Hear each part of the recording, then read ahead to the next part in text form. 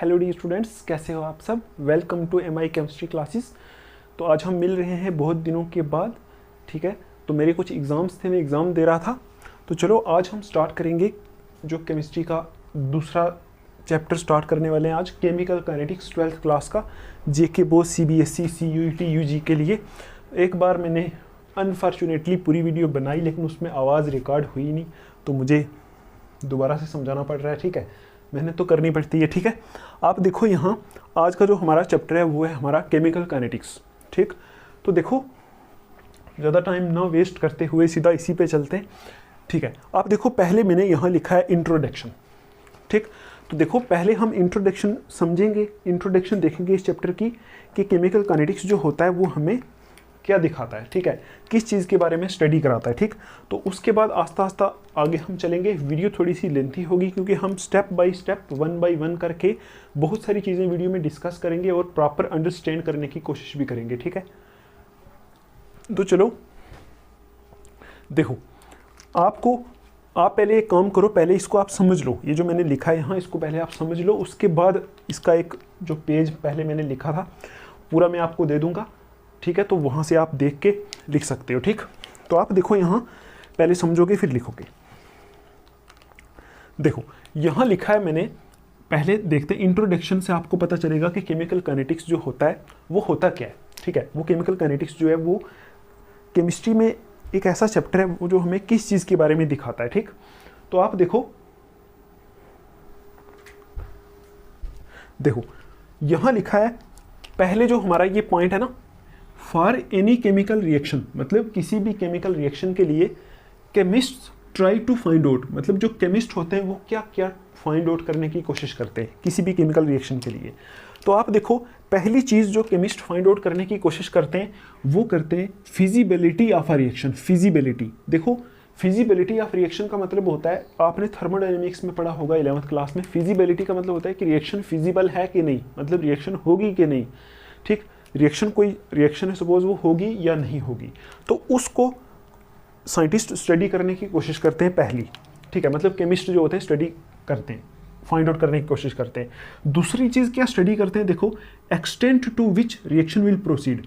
Extent to which reaction will proceed मतलब वो जो रिएक्शन है वो, अगर रिएक्शन वो हो रही है, होगी मतलब फिजिबल है, तो वो कितनी होगी, 10% होगी, 20% होगी, 90% होगी। तो उस चीज़ को भी साइंटिस्ट क्या करते हैं, स्टडी करते हैं, मतलब फाइंड आउट करने की कोशिश करते हैं। और तीसरी चीज़ है, साइंटिस्ट किस चीज़ को स्टडी करने की कोशिश करते हैं, स्पीड ऑफ रिएक्शन, मतलब अगर रिएक्शन हो रही है तो उसकी स्पीड क्या है। ठीक है, मतलब स्पीड किस स्पीड से हो रही है। आप देखो यहाँ पहला पॉइंट है कि फिजिबिलिटी ऑफ अ रिएक्शन, किसी रिएक्शन की फिजिबिलिटी मतलब रिएक्शन हो रही है या नहीं हो रही, वो हमें केमिस्ट्री की एक ब्रांच दिखाती है जिस ब्रांच को हम बोलते हैं थर्मोडायनेमिक्स। ठीक है, आपको पता है थर्मोडायनेमिक्स में हम एक वर्ड एक पढ़ते हैं ना, एक टर्म पढ़ते हैं डेल्टा जी। अगर delta G equal to minus होता है, नेगेटिव होता है, तो रिएक्शन फिजिबल है, मतलब स्पॉन्टेनियस भी बोलते हैं उसको, रिएक्शन होती है। तो ये फिजिबिलिटी ऑफ रिएक्शन किस में स्टडी करते हैं, थर्मोडायनेमिक्स में।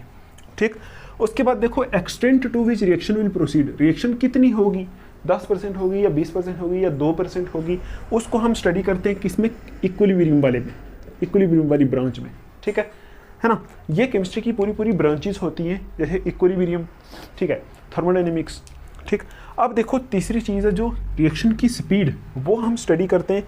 वो कहाँ स्टडी करते हैं, वो हम स्टडी करते हैं किसमें, केमिकल काइनेटिक्स में। आप देखो ये जो यहाँ मैंने लिखा है स्पीड ऑफ रिएक्शन, कि कोई रिएक्शन है हमारे पास, उसकी क्या स्पीड होगी, मतलब फास्ट होगी या स्लो होगी या बिल्कुल स्लो होगी। ठीक है, तो वो चीज़ उसी को बोलते हैं स्पीड रिएक्शन की। तो स्पीड कहाँ हम डिस्कस करते हैं, हमारा जो चैप्टर होता है केमिकल काइनेटिक्स, उसके अंदर हम क्या डिस्कस करते हैं, रिएक्शन की स्पीड डिस्कस करते हैं। आप देखो स्पीड के लिए एक और वर्ड भी यहाँ यूज़ किया जाता है जिसको बोलते हैं रेट।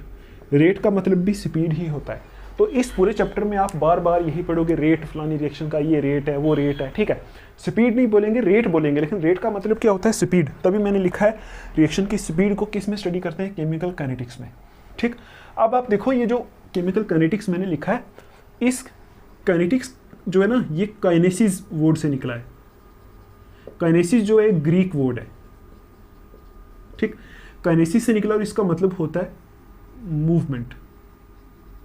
ठीक है, मूवमेंट, इसका मतलब क्या था, मूवमेंट। तो आप बोलोगे केमिकल काइनेटिक्स में हम रिएक्शन की मूवमेंट की स्टडी करते हैं, मतलब कोई रिएक्शन क्या है, फास्ट है, मतलब रिएक्शन की मूवमेंट फास्ट है या फिर स्लो है या फिर कैसी है, या जिसको हम स्पीड भी बोल सकते हैं, वो हम कहाँ स्टडी करते हैं, केमिकल काइनेटिक्स में। देखो यहाँ तक आपको ये तो पता चल गया कि केमिकल काइनेटिक्स क्या होता है, थोड़ा सा पता चला। अब देखो ये जो कुछ लाइन्स हैं ये हमने उठाई है टेक्स्ट बुक से, ठीक है, तो ये लाइन पढ़ के हमें थोड़ा सा पता चल जाएगा और कि केमिकल काइनेटिक्स क्या होता है, ठीक। आप देखो यहाँ लिखा है along with feasibility and extent, मतलब जब हम स्टडी करते हैं रिएक्शन की फिजिबिलिटी का मतलब है रिएक्शन होगी या नहीं होगी, अभी हमने देखा, और एक्सटेंट का मतलब है कितनी होगी, जब हम वो स्टडी करते हैं उसके बाद लिखा है it is equally important to know the rate and factors affecting the rate of reaction. हमारे लिए इक्वली इंपॉर्टेंट है, मतलब हमारे लिए ये जानना भी बहुत ज़रूरी है। क्या जानना? रिएक्शन का रेट जानना। रेट का मतलब क्या होता है? स्पीड, कि रिएक्शन किस स्पीड से हो रही है वो जानना भी हमारे लिए क्या है, बहुत ज़रूरी है। And factors controlling the rate of a reaction, मतलब किसी रिएक्शन के रेट को कौन कौन से फैक्टर कंट्रोल कर रहे हैं वो जानना भी हमारे लिए क्या है, बहुत ज़रूरी है। किसके साथ साथ? रिएक्शन की फिजिबिलिटी और रिएक्शन की एक्सटेंट के साथ साथ हमारे लिए क्या जानना ज़रूरी है? रेट, किसी रिएक्शन की स्पीड और कौन कौन से फैक्टर उस स्पीड के ऊपर इफेक्ट करते हैं या फिर रेट के ऊपर इफेक्ट करते हैं, वो जानना भी ज़रूरी है। किस लिए ज़रूरी है? फॉर इट्स कंप्लीट अंडरस्टैंडिंग, किसी रिएक्शन को पूरे तरीके से अंडरस्टैंड करने के लिए ये चीज़ें जानना हमारे लिए ज़रूरी है, ठीक है। अब आप देखो यहाँ कुछ क्वेश्चंस ऐसे लिखे हुए, जैसे देखो how rapidly food gets spoiled, मतलब जो हमारा खाना होता है कितना जल्दी ख़राब हो जाता है। आपको पता है जब खाना ख़राब हो जाता है वो भी एक केमिकल रिएक्शन है, तो कितना जल्दी ख़राब होगा या कितना आस्ता ख़राब होगा वो हम कैसे डिटरमाइन करेंगे? वो केमिस्ट्री की इस ब्रांच की वजह से डिटरमाइन करेंगे जिसको क्या बोलते हैं, केमिकल काइनेटिक्स, ठीक है। उसके बाद है what controls the rate at which fuel Burns in an engine, मतलब किसी इंजन के अंदर, जो गाड़ियों में इंजन आते हैं उसके अंदर जो फ्यूल बर्न करता है, फ्यूल होता है पेट्रोल डीजल, पता है ना आपको, वो जब गाड़ियों के अंदर बर्न करता है तो कितनी स्पीड के साथ बर्न करता है या कितना आस्ता बर्न करता है, वो चीज़ कहाँ हम स्टडी करते हैं, वो भी हम केमिकल काइनेटिक्स के अंदर स्टडी करते हैं। मतलब ये कुछ चीज़ें जो हम देख रहे हैं कि रिएक्शन कैसे हो रही है, मतलब फास्ट है या फिर स्लो है।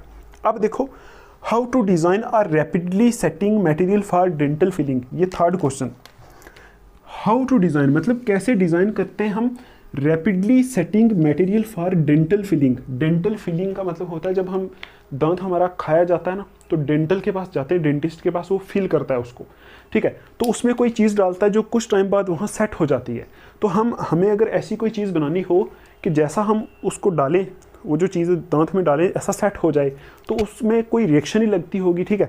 तो यहाँ लिखा है how to design are rapidly setting material for dental filling, मतलब कैसे एक जल्दी सेट होने वाला मटेरियल डिज़ाइन कर सकते हैं डेंटल की फिलिंग करने के लिए, दांतों की फिलिंग करने के लिए। तो जल्दी सेट मतलब रिएक्शन को जल्दी कराना है या फिर अगर कम करना है तो रिएक्शन को स्लो कराना है, वो सारी चीज़ें हम कहाँ स्टडी करते हैं, केमिकल काइनेटिक्स में, ठीक। अब देखो ये जो 3 क्वेश्चन हमने देखे, ठीक है, यहाँ लिखा है all these questions can be answered by a branch of chemistry, मतलब ये सारे क्वेश्चन कि कैसे कितना जल्दी खाना खराब होगा, कितना आस्ता होगा, वो सारे क्वेश्चन हम कहाँ स्टडी करते हैं, केमिस्ट्री की एक ब्रांच के अंदर स्टडी करते हैं, और उस ब्रांच को हम क्या बोलते हैं, केमिकल काइनेटिक्स, ठीक है। आई समझ आपको? अब आप देखो ये जो नीचे मैंने लिखी है, ये लिखी है डेफिनेशन केमिकल काइनेटिक्स की, ठीक। तो आप देखो यहाँ लिखा है the branch of chemistry which deals with the study of speed और रेट ऑफ अ रिएक्शन, मतलब केमिस्ट्री की ऐसी ब्रांच जो किसके साथ डील करती है, क्या स्टडी कराती है, स्पीड और रेट। रेट का मतलब क्या होता है, स्पीड, है ना, रेट का मतलब होता है स्पीड।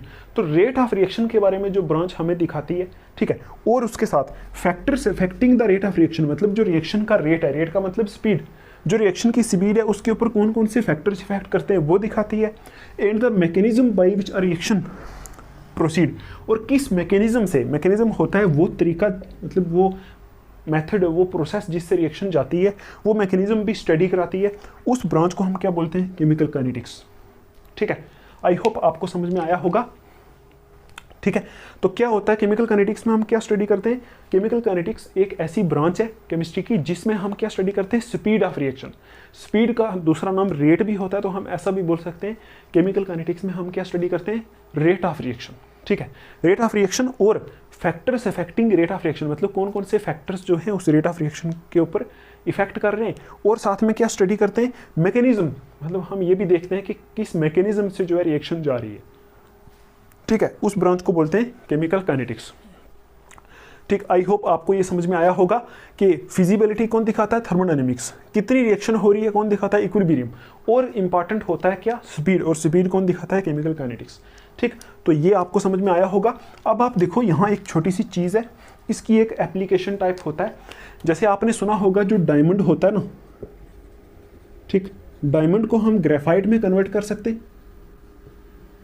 ठीक है, आपको पता है डायमंड भी कार्बन होता है, डायमंड ये भी कार्बन होता है, ग्रेफाइट भी कार्बन होता है। ठीक है, थोड़ा स्ट्रक्चर का फर्क होता है। ठीक, आप देखो जो थर्मोडायनेमिक डेटा है ना इस रिएक्शन का, थर्मोडायनेमिक डेटा ये बोलता है कि ये रिएक्शन जो है फिजिबल है।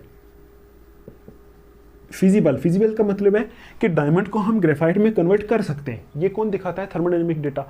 लेकिन इसकी अगर हम केमिकल काइनेटिक स्टडी करते हैं, काइनेटिक स्टडी जो होती है इसकी, मूवमेंट की स्टडी, ये दिखाती है कि ये रिएक्शन जो है बहुत स्लो है। कौन सी रिएक्शन, डायमंड को ग्रेफाइट में कन्वर्ट करना बहुत स्लो है, बहुत स्लो रिएक्शन है। मतलब अगर आप इस रिएक्शन को करना स्टार्ट करोगे तो हो सकता है 100 साल लग जाए, 200 साल, 400 साल लग जाए, है ना। तो बहुत स्लो रिएक्शन है। इसलिए जो लोग हैं ना वो यूज करते हैं, वर्ड यूज करते हैं कि डायमंड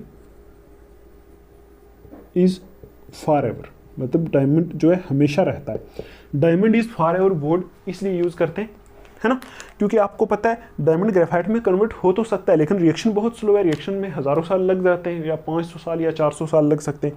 तो इसलिए बोलते हैं ये रिएक्शन कभी होती ही नहीं, मतलब बहुत स्लो है। तो इसलिए हम ऐसा बोल सकते हैं कि डायमंड ग्रेफाइट में कन्वर्ट तो हो सकता है, लेकिन फिर भी लोग क्या बोलते हैं, डायमंड फॉर एवर है। क्यों, क्योंकि ये रिएक्शन बहुत स्लो होती है। ठीक, ये जो थोड़ा सा मुझे डबल बार समझाना पड़ा, ठीक है। तो आई होप आपको ये समझ में आया होगा। ये हमारी क्या थी, इस केमिकल काइनेटिक्स की थोड़ी सी इंट्रोडक्शन थी। ठीक, अब हम क्या करेंगे, अभी मैं इसको सॉल्व करूंगा। ठीक है, सॉल्व करने के बाद हम देखेंगे इसमें कि कौन कौन से टॉपिक हम इस चैप्टर में स्टडी करेंगे, कितनी वीडियोस बनेंगी। आज की वीडियो का जो टॉपिक है वो हम यहाँ स्टडी करेंगे। ठीक, तो लेंथी वीडियो होगी थोड़ी सी, तो आपको क्या करना है, थोड़ा सा पेशेंस रखना है। और अगर कुछ प्रॉब्लम आती है तो टेलीग्राम ग्रुप बना हुआ है, वहाँ आप मेरे से डिस्कस कर सकते हो। और इससे पहले हमने पढ़ा था सॉल्यूशन चैप्टर, तो आई होप आपको वो समझ में आया होगा। अगर कुछ उसमें प्रॉब्लम है तो आप मेरे से बोल सकते हो, हम लाइव डिस्कस कर सकते हैं। ठीक है, क्योंकि मैंने थोड़ा सा सेटअप भी इम्प्रूव किया, आई होप आपको अभी थोड़ा सा क्लियरली दिख रहा होगा। ठीक है, तो चलो इसको सॉल्व करते हैं, आगे चलते हैं। तो देखो अभी हम देख लेते हैं कि इस चैप्टर में कौन कौन से टॉपिक होते हैं, कैसे कैसे स्टडी करते हैं। ठीक है, तो आप देखो इस चैप्टर में हम स्टडी करेंगे, पहला हमारा टॉपिक होगा रेट ऑफ अ रिएक्शन। देखो अभी हमने देखा था ना, रेट का मतलब होता है स्पीड, तो रेट ऑफ रिएक्शन पहले हम स्टडी करेंगे। इसमें हम स्टडी करेंगे एवरेज रेट क्या होता है, इंस्टेंटेनियस रेट क्या होता है, इनके यूनिट्स क्या होते हैं। ठीक है, ये सारा कुछ हम स्टडी करेंगे पहले इस चैप्टर में, स्टार्टिंग में। ठीक है, इसमें कुछ ग्राफ्स वगैरह बनेंगे। ठीक है, तो वो सब कुछ हम यहाँ स्टडी करेंगे। उसके बाद हम देखेंगे factors affecting rate of a reaction, कि कौन कौन से वो फैक्टर्स हैं जो रेट ऑफ रिएक्शन के ऊपर इफेक्ट करते हैं। ठीक, तो ये दोनों हम आज इसी वीडियो में कवर करेंगे। ठीक है, तो आप थोड़ा सा पेशेंस रखोगी, क्योंकि एक कोटेशन मैंने खुद अपनी बनाई है कि जो गुड लेक्चर्स होते हैं वो हमेशा लेंथी होते हैं। ठीक है, क्योंकि अगर आपको टोटल इस चैप्टर की 5 to 6 इतनी वीडियोस होंगी टोटल, तो अगर 5 वीडियोस में कवर करना है चैप्टर तो फिर थोड़ी सी लेंथी वीडियो बनानी पड़ेगी। ठीक है, तो आप देख सकते हो, अगर आपको समझ आता है तो आप देख सकते हो। ठीक है, एक दिन में अगर आप एक वीडियो देखोगे, 5 दिन में आपका चैप्टर खत्म। ठीक, तो देखो अगर मैं इसकी छोटी छोटी वीडियोस बनाऊं तो इस चैप्टर की कितनी 20 से 30 वीडियो बन जाएंगी। तो इतनी ज़्यादा वीडियोस फिर थोड़ा सा बोरिंग होता है बनाना बार बार। तो इसलिए हम कोशिश करेंगे आज के इस लेक्चर में हम ये ख़त्म कर लें। ठीक है, रेट ऑफ रिएक्शन क्या होता है, एवरेज रेट, इंस्टेंटेनियस रेट, सारे ग्राफ्स, न्यूमेरिकल प्रॉब्लम्स। ठीक है, factors affecting rate of reaction, ये सारा का सारा आज हम खत्म कर लेंगे। कुछ मुश्किल नहीं है, बहुत आसान है। ठीक है, बहुत आसान है। आप अपनी नोटबुक निकाल के उसके ऊपर नोट कर करके चलो। ठीक है, मेरे पे भरोसा रखो तो होगा। ठीक है, उसके बाद देखो हम स्टडी करेंगे rate law expressions and order of reaction. ठीक है, ये स्टडी करेंगे। फिर हम देखेंगे इसी में इंटीग्रेटेड रेट इक्वेशंस, इसमें मतलब डिटेल है ज़्यादा। ठीक है, ऐसे होगा, जीरो ऑर्डर, फर्स्ट ऑर्डर, ऐसे कुछ करके होगा, वो हम देखने वाले हैं।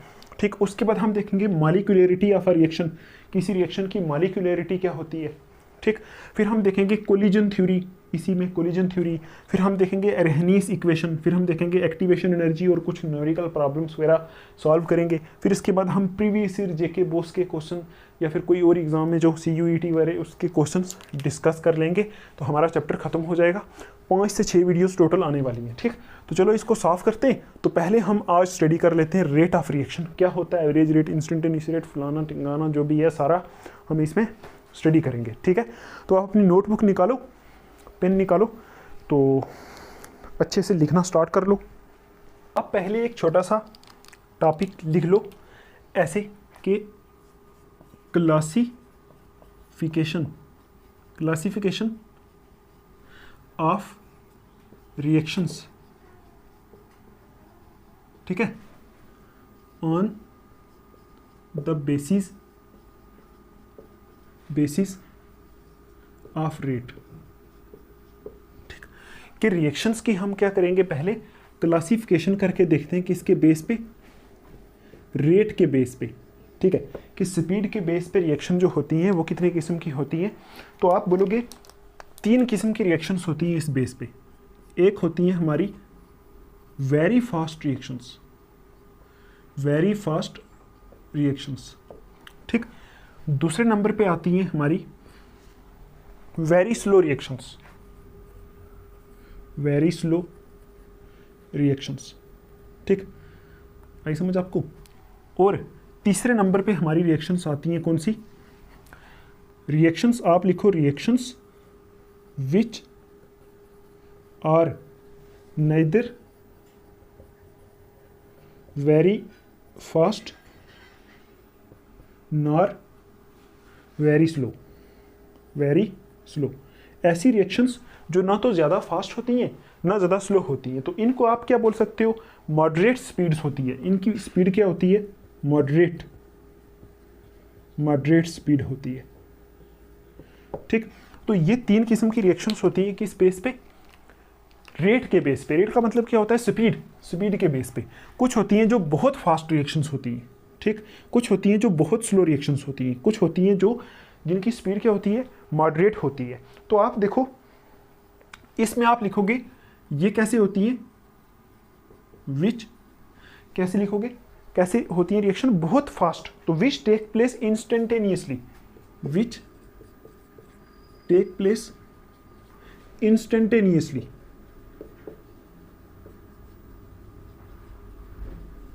इंस्टेंटेनियसली का मतलब होता है बहुत शॉर्ट पीरियड ऑफ टाइम में हो जाती है, ठीक है, बहुत जल्दी।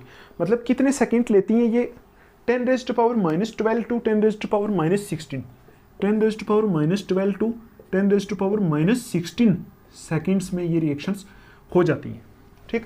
मतलब बहुत फास्ट होती हैं। जैसा आपने रिएक्टेंट मिक्स किया एकदम रिएक्शन हो जाएगी, ठीक है। और इसकी एग्जांपल आती है, इसमें एग्जांपल्स आती हैं कौन सी, आयनिक रिएक्शंस, ठीक। आयनिक रिएक्शंस जो होती हैं वो कैसी रिएक्शंस होती हैं, बहुत ज़्यादा फास्ट रिएक्शंस होती हैं। क्यों, क्योंकि जैसा ही आप करोगे उसमें रिएक्टेंट को मिक्स करोगे तो रिएक्शन हो जाएगी। जैसे एग्जांपल में आयनिक रिएक्शन में लिख सकते हो, जैसे ये होता है ना, silver nitrate AgNO3 plus sodium chloride NaCl, तो यहाँ से बन जाता है हमारा AgCl प्लस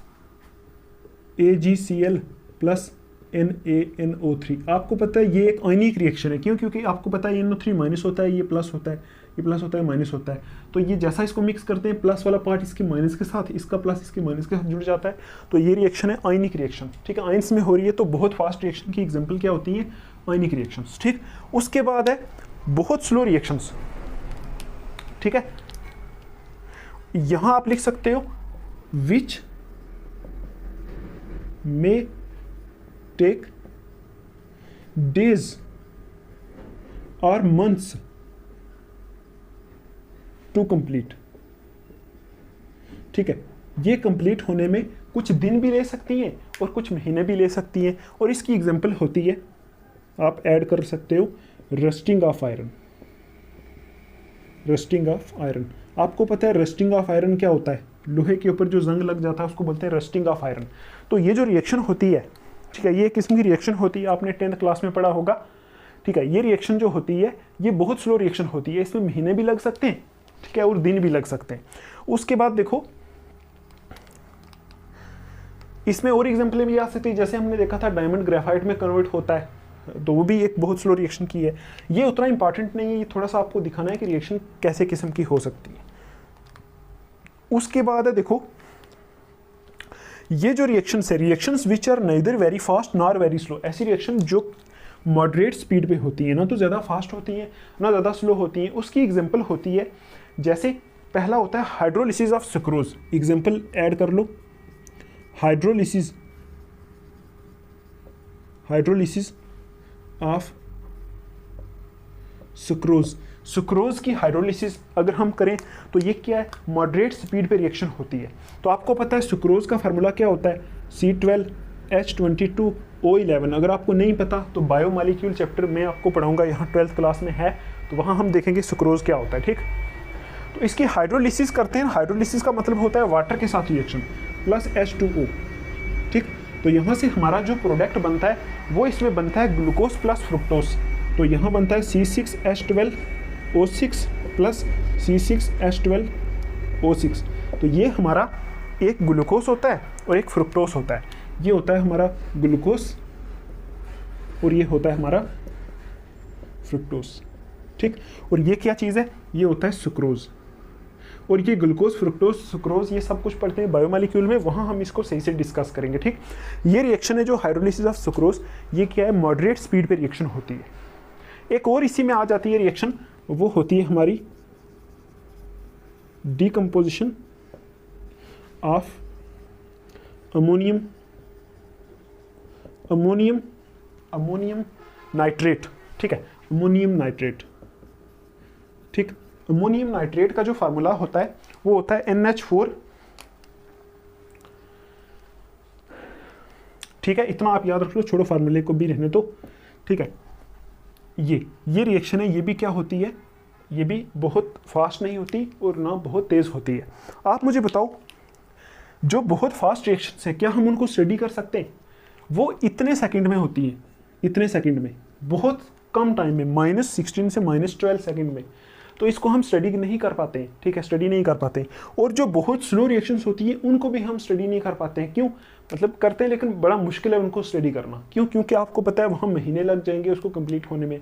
तो सपोज रस्टिंग हो रही है तो उसको हम कैसे स्टडी करेंगे? बाहर बैठ जाएंगे, रस्टिंग देखना स्टार्ट कर लेंगे, महीना 1-2 महीने। ठीक है, तो इन रिएक्शंस को हम स्टडी नहीं कर पाते हैं। तो मोस्ट ऑफ द रिएक्शंस जो होती है, मतलब बहुत सारी जो रिएक्शंस, ये भी तो स्टडी करते हैं लेकिन इनको स्टडी करना मुश्किल होता है। ठीक है, क्योंकि ये कुछ तो बहुत ज़्यादा तेज़ है, कुछ बहुत ज़्यादा आस्ता है। ये जो रिएक्शंस हैं जो ना ज़्यादा तेज़ हैं ना ज़्यादा आस्ता है। ठीक है, इन रिएक्शंस को मोस्टली हम कहाँ स्टडी करते हैं? ठीक है, तो इन रिएक्शंस को हम स्टडी करते हैं केमिकल काइनेटिक्स में। तो आप एक पॉइंट में लिखोगे,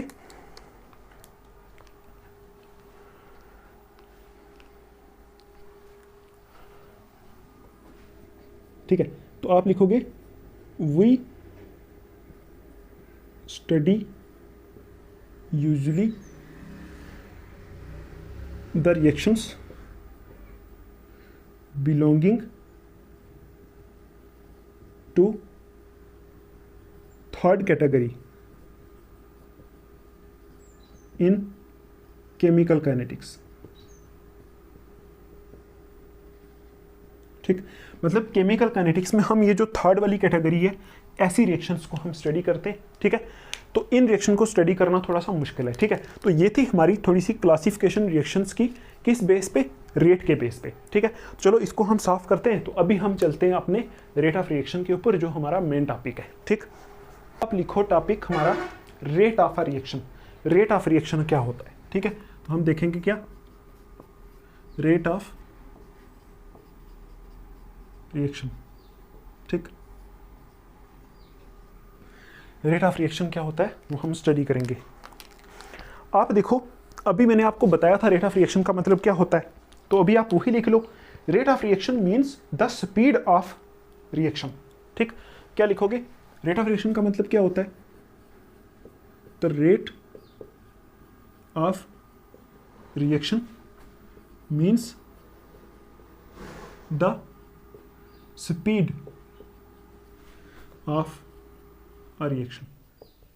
ठीक, रेट ऑफ रिएक्शन का यही मतलब होता है ना, स्पीड ऑफ रिएक्शन। तो आप लिखोगे rate of reaction means the speed of reaction means, यहां से ऐसे कर लो, स्पीड ऑफ, या आप ऐसे कर लो, इसको ऐसे लिख लो, rate of reaction means the speed, rate of reaction means the speed with which the reaction takes place, the speed with which the reaction take place। ठीक, ये मतलब होता है किसका, रेट ऑफ रिएक्शन का। तो आप देखो, आई होप आपको समझ में आ रहा होगा। ठीक, रेट ऑफ रिएक्शन का मतलब होता है कि the speed with which the reaction take place, मतलब किस स्पीड के साथ कोई रिएक्शन हो रही है, उसी को हम क्या बोलते हैं, रेट ऑफ रिएक्शन। रेट का मतलब भी क्या होता है, स्पीड। ठीक, ये स्पीड बार बार हम यहाँ पढ़ेंगे। अब देखो, बहुत आसान है, कुछ मुश्किल नहीं है। आप देखो, जैसे मैं अभी कुछ पॉइंट्स यहाँ ऐड करूँगा, आप साथ साथ लिखते जाओ। आपको पता है ना, यहाँ लिख लो, just as the speed of a vehicle, just as the speed of a vehicle, ठीक है, is the speed of a vehicle is expressed in terms of, is expressed in terms of, ठीक है, in terms of distance travelled पर unit time. ऐसे ही करते हैं ना, in terms of distance travelled पर यूनिट टाइम, पर यूनिट टाइम। हमें पता है, ये पॉइंट आप लिखो जल्दी। ठीक, लिखो, इसको लिखो, फिर आगे देखते हैं। यहां आप दूसरा पॉइंट ऐड करोगे, the speed or rate of a chemical reaction is expressed as, ठीक है, is expressed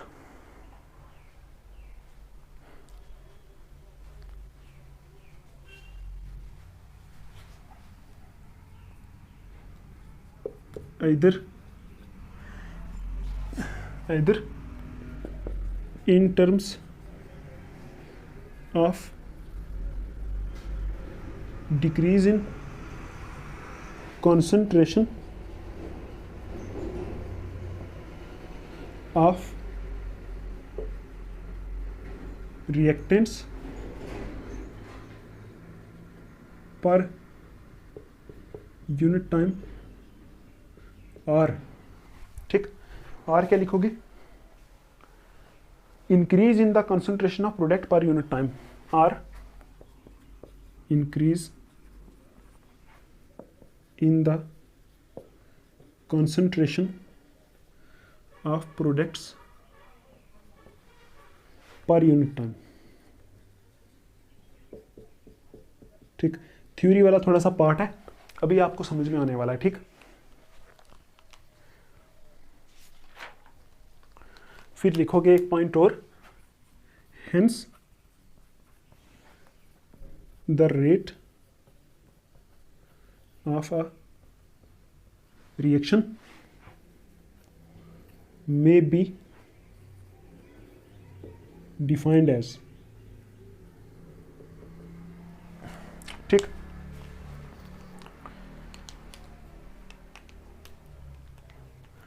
यहां मैं लिख रहा हूं, अभी आपको सब समझ में आएगा। ठीक है, आप टेंशन नहीं लेना। रेट ऑफ रिएक्शन, यहां लिखो, द रेट ऑफ रिएक्शन, ठीक है, is the change in the concentration of, is the change in the concentration of any one of the reactants, any one of the reactants or products per unit time.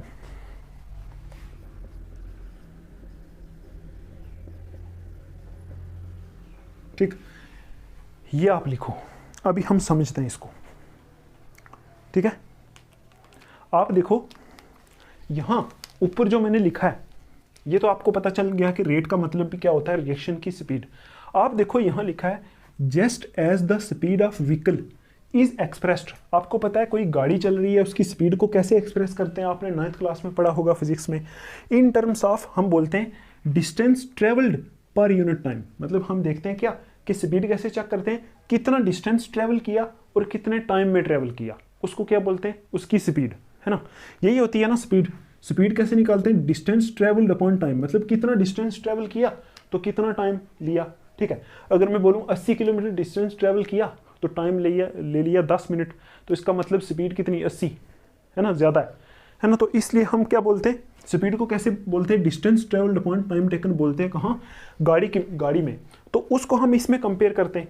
अब आप देखो जब कोई reaction होती है, reaction में क्या होता है, रिएक्टेंट से क्या बनता है, प्रोडक्ट बनता है। ये आपको पता है ना, किसी रिएक्शन में क्या होता है, रिएक्टेंट से प्रोडक्ट बनता है। ठीक, तो आप देखो यहाँ रिएक्टेंट से प्रोडक्ट बन रहा है, तो आप ऐसा बोल सकते हो आस्ता आस्ता जैसा रिएक्शन स्टार्ट होती है। देखो स्टार्टिंग में क्या लेते हैं हम, स्टार्टिंग में हम रिएक्टेंट लेते हैं ना, तो जैसा रिएक्शन स्टार्ट होती है तो रिएक्टेंट होता है, तो टाइम के साथ क्या होता जाता है, प्रोडक्ट बनता जाता है। ये आपको पता है, रिएक्टेंट से प्रोडक्ट बनता जाता है टाइम के साथ। तो आप बोलोगे टाइम के साथ रिएक्टेंट की कंसंट्रेशन डिक्रीज होती रहती है, डिक्रीज टाइम के साथ आस्ता आस्ता आस्ता आस्ता रिएक्टेंट क्या होता रहता है, घटता रहता है, और प्रोडक्ट बनता रहता है। रिएक्टेंट घटता रहता है ना स्टार्टिंग में। देखो जैसे मैं बोलूँ कोयला था, कोयला, तो उसको आपने जलाया, वो एक केमिकल रिएक्शन है। तो कोयला क्या था, कोयला रिएक्टेंट था, जब जलाया तो प्रोडक्ट क्या बनेगा, धुआं बनेगा और हीट मिलेगी। अब आप देखो जैसा स्टार्टिंग में इतना सा कोयला था, इतना पड़ा हुआ था, उसको आपने जलाया, वो रिएक्टेंट था, स्टार्टिंग में ज़्यादा था। जब आपने जलाया तो आस्ता आस्ता क्या हो रहा है, वो कोयला घट रहा है और धुआं बन रहा है ना, आग बन रही है। तो आप बोलोगे रिएक्टेंट आस्ता आस्ता आस्ता टाइम के साथ, जैसे टाइम पहले 0 था तो कोयला इतना सा था, अब आपने जला दिया, टाइम आगे चल रहा है तो कोयला क्या हो रहा है, घट रहा है, मतलब रिएक्टेंट घट रहा है और प्रोडक्ट बढ़ रहा है। ऐसा होता है रिएक्शंस में। ठीक, तो आप देखो कोई भी जब रिएक्शन होती है, रिएक्टेंट क्या होता रहता है, उसमें घटता रहता है और प्रोडक्ट क्या होता रहता है, बढ़ता रहता है ना। तो टाइम आगे चलता रहता है। देखो टाइम को तो रुकता नहीं है ना, टाइम चलता रहता है, चलता रहता है, चलता रहता है। तो रिएक्टेंट घटता रहता है, प्रोडक्ट बढ़ता रहता है। एक टाइम ऐसा आता है कि रिएक्टेंट पूरा खत्म हो जाता है। ठीक, कोयले की एग्जांपल ले लो, रिएक्टेंट पूरा खत्म हो गया तो कोयला जल गया, पूरा सारा प्रोडक्ट में हो गया कन्वर्ट। अगर वो जो धुआं निकलेगा उसको हम कहीं रोक दें अंदर, तो पूरे का पूरा प्रोडक्ट है ना वो, ठीक है ना। तो एक टाइम ऐसा आता है रिएक्टेंट बिल्कुल घट जाता है, बिल्कुल खत्म हो जाता है और प्रोडक्ट पूरा फुल बन जाता है। तो आप क्या बोलोगे, जब रिएक्शन होती है तो क्या होता है, रिएक्टेंट आस्ता आस्ता घटता रहता है और प्रोडक्ट आस्ता आस्ता बढ़ता रहता है। ये याद रखना। अभी हमने यहाँ देखा था, ठीक है, आपको समझ आया इतना। देखो अभी हमने देखा था जब गाड़ी चलती है तो हम कैसे देखते हैं स्पीड, कि कितना डिस्टेंस ट्रेवल किया और कितने टाइम में किया, उसको क्या बोलते हैं, उसकी स्पीड। किसकी स्पीड, गाड़ी की। अब देखो यहाँ ये जो पॉइंट हमने लिखा है, the speed or rate of a chemical reaction, मतलब हम किसी केमिकल रिएक्शन की स्पीड को कैसे डिटरमाइन करेंगे, कैसे बोलेंगे, मुँह से कैसे बोलेंगे कि कैसे स्पीड होती है। तो आप बोलोगे स्पीड, या फिर जिसको रेट बोलते हैं। ठीक, अगर मैं रेट बोलूं तो आप यही समझ जाना कि स्पीड है। तो आप बोलोगे rate of chemical reaction is expressed कैसे एक्सप्रेस करते हैं उसको, either in terms of decrease in concentration of reactants. ठीक, देखो यहाँ, या फिर हम कैसे करते हैं, in terms of decrease in concentration of reactants पर यूनिट टाइम, या फिर increase in the concentration of products per unit time. ठीक है, देखो रिएक्शन की स्पीड कैसी होगी, आपको पता है रिएक्टेंट से प्रोडक्ट बनेगा, है ना।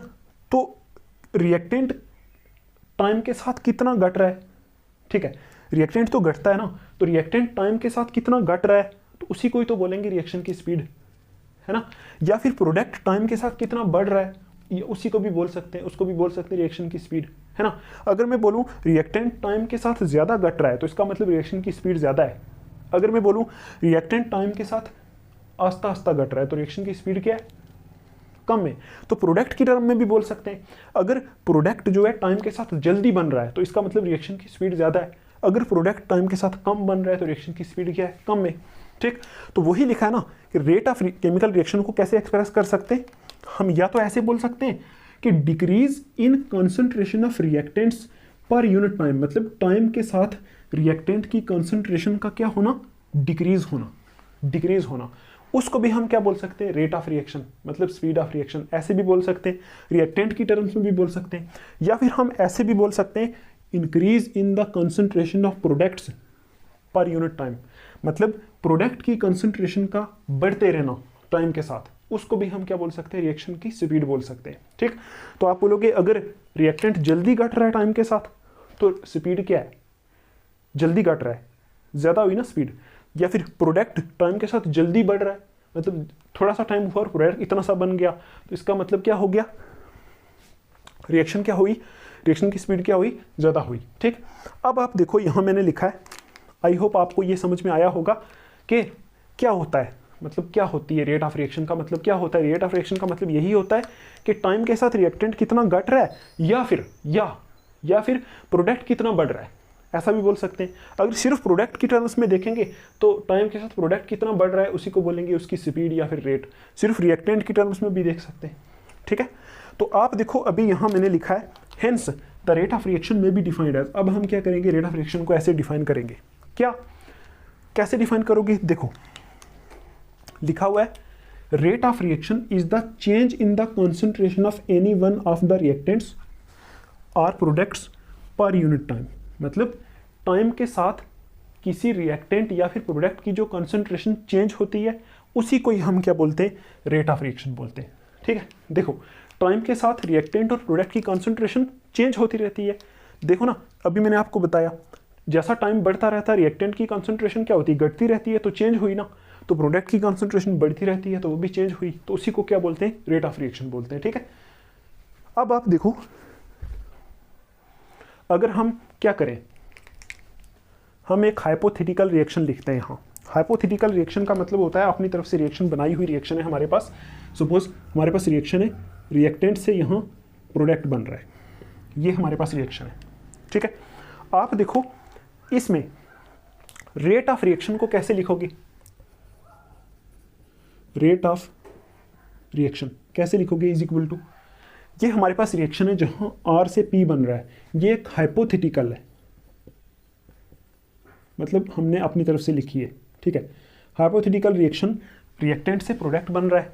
ठीक, तो इसमें देखो ये जो केमिकल काइनेटिक्स है फिजिकल केमिस्ट्री का चैप्टर है, तो इसमें मैथमेटिक्स थोड़ा सा अप्लाई होगा ना, तो इसीलिए हम इज इक्वल टू करके डाल रहे हैं। रेट ऑफ रिएक्शन को कैसे लिख सकते हैं यहाँ, तो आप बोलोगे रेट ऑफ रिएक्शन ऐसा लिख सकता हूँ मैं, बताओ, decrease in concentration of reactant, ठीक, divided by decrease in concentration of reactant divided by time interval.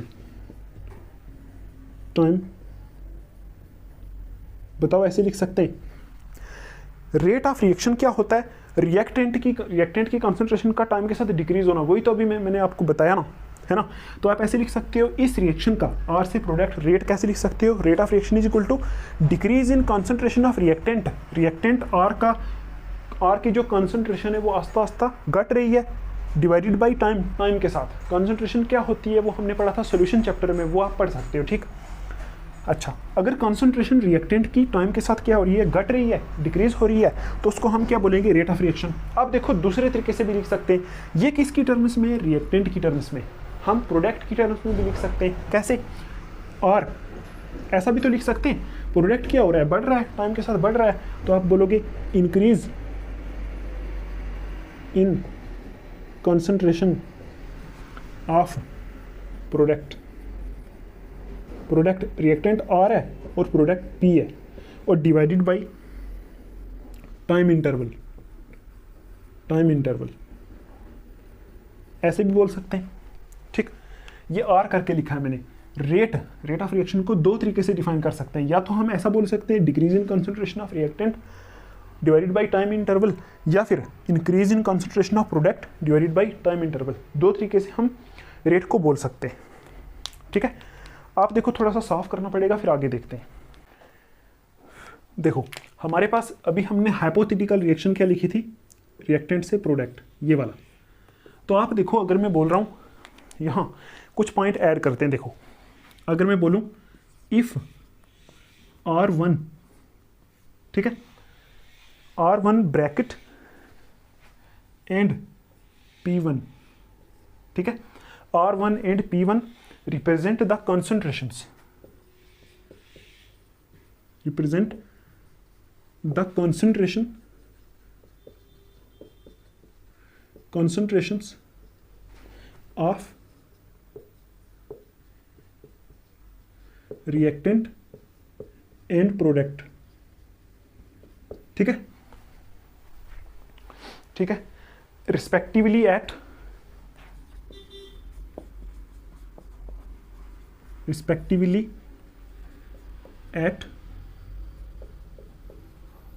Time t1, ठीक है। अगर मैं बोलूं कि स्टार्टिंग में जब टाइम हमारा t1 था तो उस time R1 and P1 concentrations थी किसकी, रिएक्टेंट एंड प्रोडक्ट की कॉन्सेंट्रेशन क्या थी, R1 और P1 टाइम t1 के ऊपर, ठीक है। एंड R2 एंड P2, ये ब्रैकेट पक्का लगानी है, अभी मैं आपको बताऊंगा ब्रैकेट क्यों लगानी है। R2 and P2 represent concentrations को मैं शॉर्ट में ऐसे लिख रहा हूँ, ठीक है, आप पूरा लिख लेना, एट टाइम T2, ये आप लिख लेना कि R1 और R2 कॉन्सेंट्रेशन ऑफ रिएक्टेंट और प्रोडक्ट है T1 टाइम के ऊपर, और R2 एंड P2 कॉन्सेंट्रेशन है किस टाइम के ऊपर, T2 टाइम के ऊपर, ठीक। देन आप लिखो changes in concentration of reactant and product will be, यहां लिख सकते हो, then changes in concentration of reactant. देखो ये मैंने क्यों लिखा है, आप देखो यहां, अभी मैंने आपको क्या बताया था, अभी मैंने आपको बताया था कि जैसे रिएक्शन होती है तो रिएक्टेंट से क्या बनता है, प्रोडक्ट, ठीक, और रिएक्टेंट क्या होता रहता है, घटता रहता है, ठीक है, घटता रहता है, और प्रोडक्ट क्या होता रहता है, बढ़ता रहता है, ठीक है। तो आप देखो यहाँ अगर मैं बोलूँ स्टार्टिंग में रिएक्टेंट कितना था, 100 था सपोज, तो घटेगा सपोज अब कितना बच गया, 100 तब था जब टाइम हमारा T1 था, है ना, और घट के कितना हो गया 20, अब टाइम क्या है T2। तो आप देखो चेंज हुआ, 100 से 20 आ गया, पहले टाइम T1 था अब T2 है, थोड़ा सा टाइम बाद, मतलब T1 सपोज 0 सेकेंड था, T2 सपोज 50 सेकेंड है, तो हमारा 100 से 20 घट गया, तो चेंज हुआ ना, 100 से 20 हो गया, तो प्रोडक्ट पहले क्या था, सपोज 0 था, अब कितना हो गया 80 हो गया, तो देखो प्रोडक्ट भी चेंज हो रहा है, ठीक।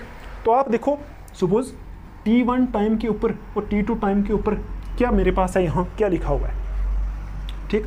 देखो T1 टाइम के ऊपर रिएक्टेंट की जो कंसंट्रेशन थी हमारी, सपोज इसको हमने मान लिया ये क्या थी, R1, ठीक है, रिएक्टेंट R1 था टाइम T1 के ऊपर, और T1 टाइम के ऊपर प्रोडक्ट कितना था, P1, ठीक। और T2 जब टाइम क्या हो गया, T1 से T2 हो गया, मतलब टाइम चेंज हो गया, तो उस टाइम इसकी कॉन्सेंट्रेशन हो गई R2 और इसकी कॉन्सेंट्रेशन कितनी हो गई, P2, ये लिखा हुआ है। तो यहाँ क्या लिखा है, इफ R1 एंड P1, मतलब R1 कॉन्सेंट्रेशन और P1 जो, देखो ये जो ब्रैकेट है ना, ये इसको बोलते हैं स्क्वायर ब्रैकेट्स, स्क्वायर ब्रैकेट। और यहाँ केमिकल काइनेटिक्स में ये ब्रैकेट पता है किसको दिखाती है, ये ब्रैकेट दिखाती है कॉन्सेंट्रेशन को, कॉन्सेंट्रेशन।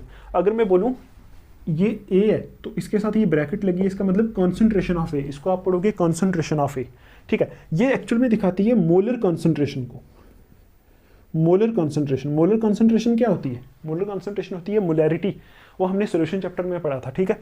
देखो ये ब्रैकेट है, इसका मतलब ये मोलर कॉन्सेंट्रेशन ऑफ क्या, A, मोलर कॉन्सेंट्रेशन, ठीक।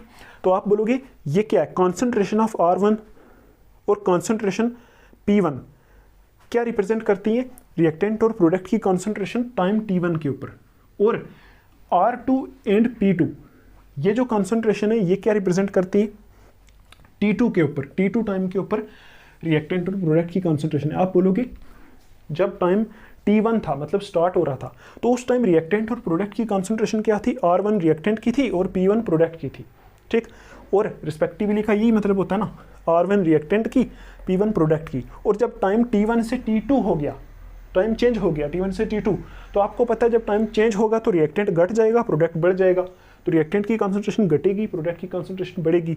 तो उस टाइम कॉन्सेंट्रेशन क्या होगी? रिएक्टेंट की R2 हो गई, प्रोडक्ट की P2 हो गई। कब? टाइम T2 के ऊपर। अब आप देखो यहाँ से हम ये लिख सकते हैं, changes in concentration of, changes नहीं, चेंज कर दो, change in concentration of reactant क्या होगा? आपको पता है केमिस्ट्री के अंदर, फिजिक्स के अंदर एक वर्ड यूज़ करते हैं चेंज के लिए, तो आप बोलोगे डेल्टा R, ठीक है, यही होगा ना चेंज इन कॉन्सेंट्रेशन। तो चेंज कितनी हुई? स्टार्टिंग में कितनी थी रिएक्टेंट? देखो ये रिएक्टेंट की बात हो रही है, रिएक्टेंट की कॉन्सेंट्रेशन स्टार्टिंग में थी R1, बाद में हो गई R2। तो चेंज को रिप्रेजेंट करते हैं डेल्टा R से, तो delta R is equal to कितना हो गया? R2 माइनस R1 हो गया ना, यही हो गया ना। चेंज स्टार्टिंग में इतनी थी, अब इतनी होगी, तो चेंज इतनी हो गई, ठीक है। तो अब देखो दूसरा, ये किसकी है? रिएक्टेंट की। तो अब आप किसका लिखोगे?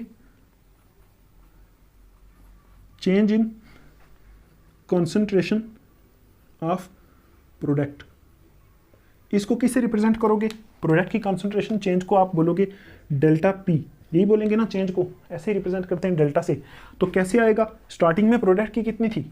P1, बाद में कितनी होगी? P2। तो चेंज कैसे निकालते हैं?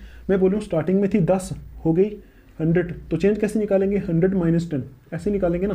तो वही चीज़ है, delta P is equal to क्या आएगा? P2 माइनस P1, ये आएगा। अब बताओ चेंज इन टाइम कैसे निकालें? Change in time, change in time निकाल सकते हैं ना, है ना। तो चेंज इन टाइम को क्या बोलोगे? ऐसा बोलोगे ना, delta T। Change in time को रिप्रेजेंट करेंगे डेल्टा T से, और किसके बराबर आएगा? T2 माइनस T1 के, यही होगा, ठीक। तो आप देखो हमने अभी क्या लिखा है, हमारे पास अभी तीन चीज़ें। क्या चीज़ें? एक हमारे पास है डेल्टा R, एक हमारे पास है डेल्टा P, एक हमारे पास है delta T।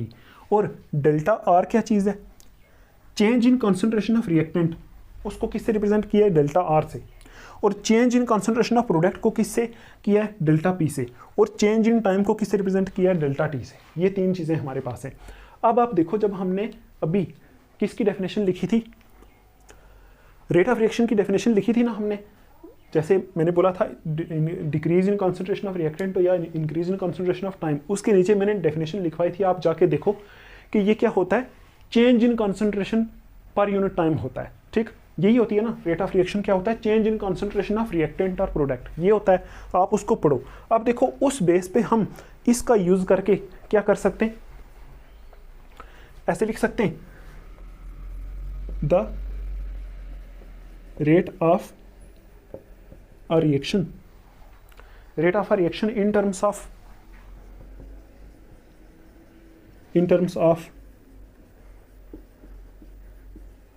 reactant or product, ठीक। reactant or product will be written as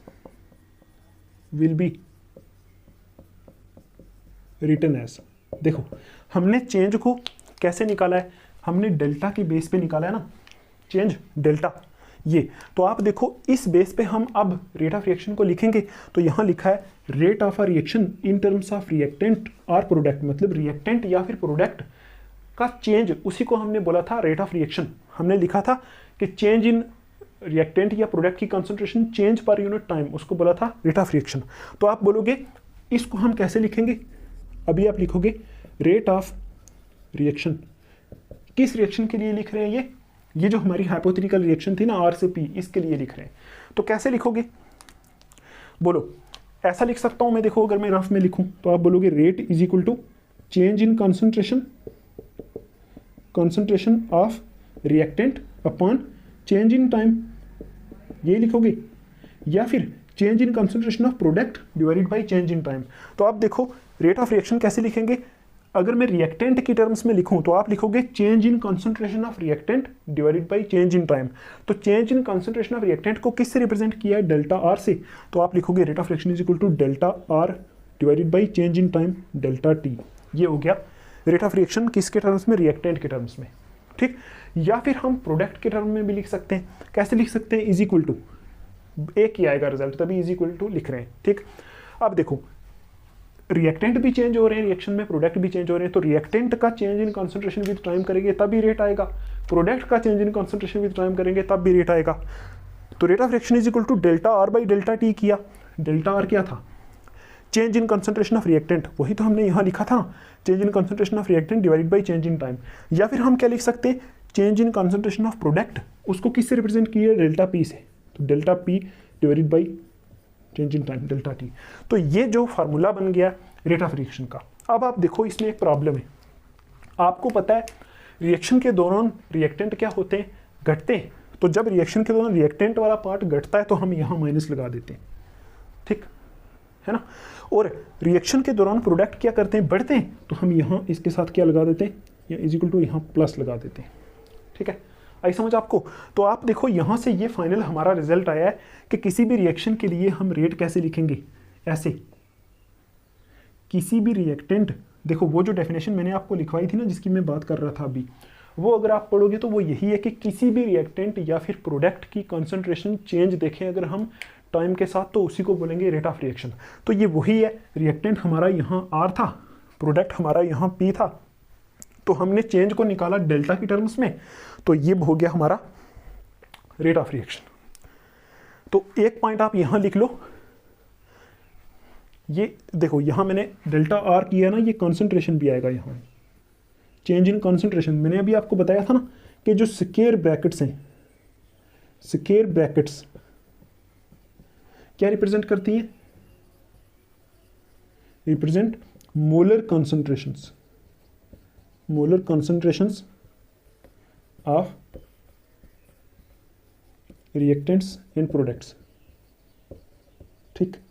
square bracket यहाँ आपको लगानी है, डेल्टा यही है ना, देखो चेंज इन कॉन्सेंट्रेशन है तो यहाँ एक्चुअल में डेल्टा ये है, ये ब्रैकेट में है, ठीक है। यहाँ ये ऐसा नहीं है, यहाँ टाइम के लिए तो ऐसा ही है, प्रोडक्ट के लिए ऐसा, तो रिएक्टेंट के लिए इसमें स्क्वायर ब्रैकेट आएगी, change in concentration of R, ठीक है।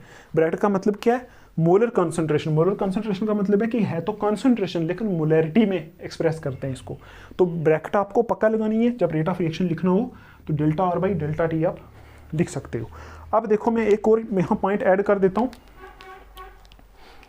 नेगेटिव साइन यहाँ अभी हमने लिखा ना, आपको पता है क्यों लिखा, आपको पता है रिएक्टेंट की कॉन्सेंट्रेशन रिएक्शन में डिक्रीज होती है तो डिक्रीज को माइनस से दिखाते हैं, प्रोडक्ट की कॉन्सेंट्रेशन इंक्रीज हो रही है तो उस इंक्रीज को प्लस से दिखाते हैं। तो आप लिखोगे negative sign is showing that, देखो मैं लिख देता हूँ यहाँ, नेगेटिव क्या शो करता है, showing that concentration of reactant, ठीक है, क्या हो रही है, इज डिक्रीजिंग, ठीक। और आप अभी लिख लो यहाँ पॉजिटिव साइन क्या शो करता है, positive sign showing that, positive sign is showing that concentration of product is increasing, कि प्रोडक्ट की कंसंट्रेशन क्या हो रही है, इंक्रीज हो रही है, ठीक। आई समझ आपको। आप देखो इसको साफ करते हैं, एक रिएक्शन लिखता हूं उसका आप रेट लिख के दिखाओ, ठीक है। एक रिएक्शन है उसका रेट आप लिख के दिखाओगे। आप लिखो यहां कंसीडर द रिएक्शन, एक रिएक्शन यहां लिख सकते हैं हम, रिएक्शन है हमारी PCl5, PCl5 से बन रहा है हमारा PCl3 प्लस Cl2, ये बन रहा है Cl2 बन रहा है, ठीक है। आप देखो आपको क्या करना है, इस रिएक्शन का रेट लिख के दिखाना है। रेट कैसे लिखेंगे, आपको पता है अभी हमने देखा था, रेट को कैसे लिख सकते हैं, किसी भी रिएक्टेंट या फिर किसी भी प्रोडक्ट की टर्म्स में लिख सकते हैं। तो रेट ऑफ रिएक्शन क्या होगा, आपको पता है, आप लिखोगे डेल्टा, यही था ना, चेंज इन कॉन्सेंट्रेशन, यही था ना, डेल्टा कॉन्सेंट्रेशन। देखो यहां कॉन्सेंट्रेशन की जगह क्या लिखोगे, PCl5, तो PCl5 divided by delta T, ऐसे लिख सकते हैं। ये क्या है, रिएक्टेंट है, ठीक, इज इक्वल टू ये प्रोडक्ट है तो कैसे लिख सकते हो, delta concentration of PCl3 divided by delta T, ऐसे लिख सकते हैं। और ये भी क्या है, प्रोडक्ट है, तो is equal to delta concentration of Cl2 divided by delta T, ऐसे लिख सकते हैं। अब आप देखो ये हमने क्या किया, वही सेम चीज़ अप्लाई की ना। देखो ना, हमारे पास है सपोज रिएक्टेंट से प्रोडक्ट, तो हम क्या करते थे, delta concentration of R divided by delta T, ऐसे लिखते थे रेट को। रेट इज इक्वल टू यही था ना, डेल्टा और उसके बाद concentration of R divided by delta T is equal to delta concentration of ये P divided by delta T, ऐसा ही था। तो वही चीज़ है, यहाँ R है तो R की जगह यहाँ ये PCl5, तो हमने लिख दिया delta concentration of PCl by delta T is equal to, ये डेल्टा क्या रिप्रेजेंट कर रहा है, change in concentration of PCl5 divide by delta T. आप देखो ये रिएक्टेंट है तो इसकी कॉन्सेंट्रेशन टाइम के साथ क्या होगी, घटेगी, तो यहाँ माइनस साइन आएगा। ठीक, देखो ये प्रोडक्ट है PCl3, तो इसकी कॉन्सेंट्रेशन टाइम के साथ क्या होगा, बढ़ेगी, तो आप क्या बोलोगे, यहाँ प्लस साइन आएगा। Cl2 भी क्या टाइम के साथ बढ़ेगा, प्रोडक्ट है ना, प्रोडक्ट टाइम के साथ बढ़ते हैं, तो यहाँ भी क्या आएगा, प्लस आएगा। ठीक, तो ये आ गया इस रिएक्शन का रेट। आपको रेट लिखना आई होप आया होगा। ठीक, ये हमारा रेट ऑफ रिएक्शन। ठीक, आपको अगर कोई बोल दे चलो कोई और रिएक्शन दे देते हैं, तो उसका रेट कैसे लिखोगे,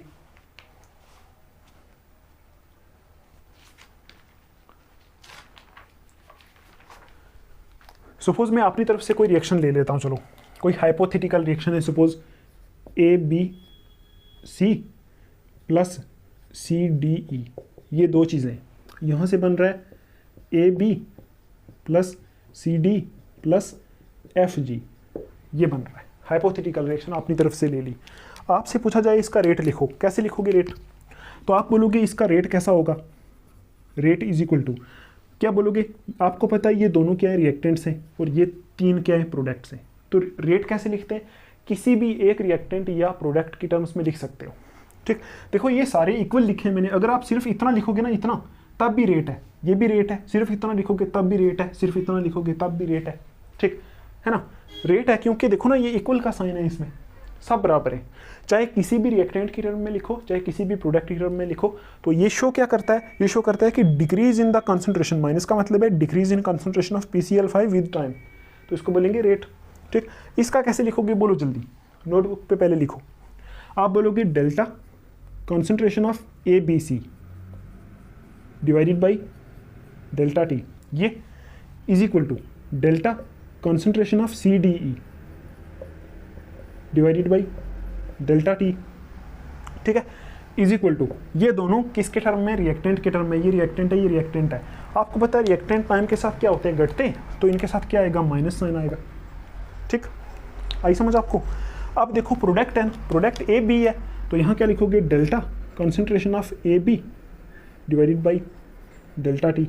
ठीक, इज इक्वल टू CD की टर्म में लिख सकते हैं, delta concentration of CD divided by delta T, ये लिख सकते हैं। FG की टर्म में भी लिख सकते हैं, is equal to delta FG divided by delta T.